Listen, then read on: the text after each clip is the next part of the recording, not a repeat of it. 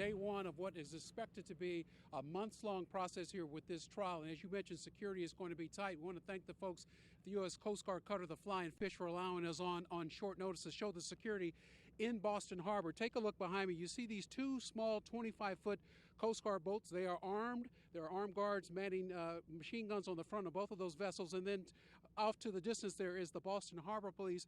And this detail will work these waters for the next 4, maybe even 5 months. This trial could go into June. You can see the Moakley Courthouse is just over here, and they are enforcing, Joy, a 100-yard buffer zone that is prohibited to traffic, boat traffic getting near the courthouse. Obviously, we want to make sure they protect this side of the building. There's plenty of security on the front side of the building, and as you might imagine, there's a lot of security in the building. Now, what we can tell you about the jury selection process, this is the second group that is in today. There will be 4 more groups coming in on Tuesday. There'll be 2 groups tomorrow, 2 groups on Wednesday, and by the end of day Wednesday, we expect to have seen between 12 and 1,500 prospective jurors come through. They are filling out a series of questionnaires.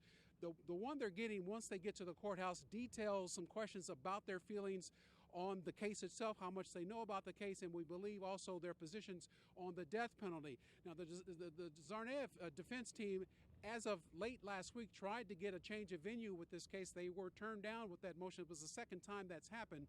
They wonder whether they can get an impartial jury of 18 people, 12 jurors and 6 alternates, to hear this case. There's been a lot of publicity, and so that's the concern from the defense standpoint. The federal courts are saying, the judges have said, that have ruled on these motions, that it's only fair to the city of Boston, those folks who live here in this community, at least have an opportunity to see if you can find a panel, an impartial panel, to hear the evidence in this case. And the judge who is hearing this case, Judge O'Toole, says if they have too much difficulty getting an impartial jury, that he would support moving this trial out of the city.